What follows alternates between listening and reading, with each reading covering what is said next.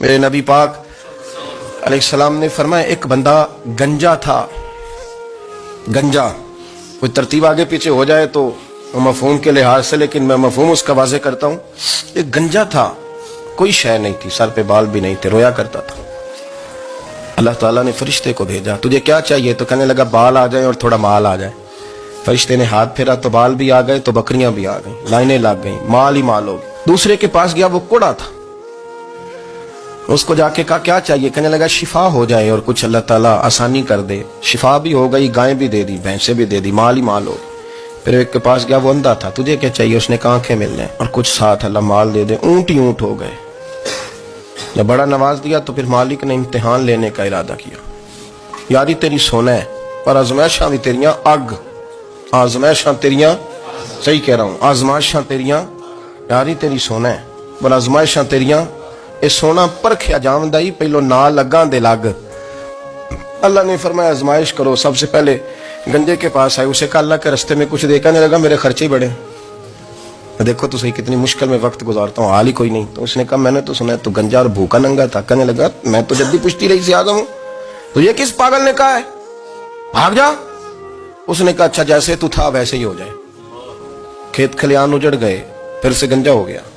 حضور علیہ السلام فرمانے لگے، پھر وہ اس کے پاس گیا جو کوڑا تھا، اسے کہا کچھ دے. کہنے لگا خرچے ہی بڑے. اب پوچھ لیں کسی امیر آدمی سے، کہے گا چکی کے نیچے ہاتھ ہے میرا، میرے سے زیادہ تو پریشان بندہ ہی کوئی نہیں. کیا بتاؤں آپ کو، اتنا ٹیکس ہے، اتنا جرمانہ ہے، فلانی شے، بڑا کچھ گنواتے ہیں لوگ. اس نے کہا میں نے تو سنا تو پہلے کوڑا تھا.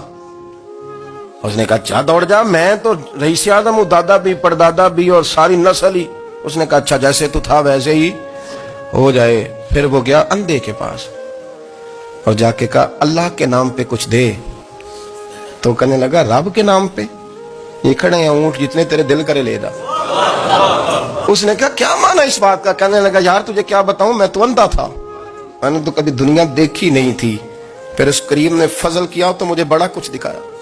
میں کیا بتاؤں، میرا دل کر رہا ہے کہہ دوں کہ پھر اس نے کعبہ دکھایا، پھر اس نے روضہ رسول دکھایا، پھر اس نے ریاض الجنہ کے سجدے دکھائے، پھر اس نے اپنے محبوب کے دروازے کی رونقیں دکھائیں. اس نے بڑا کچھ دیا، اس نے بڑا نوازا. میرے پاس تو شاید میں بدکار پرانا خادم، کسے در ملی نہ ٹوئی، اعتباصف یار نے نظر جو کی تھی پھر واصف ہی ہوئی.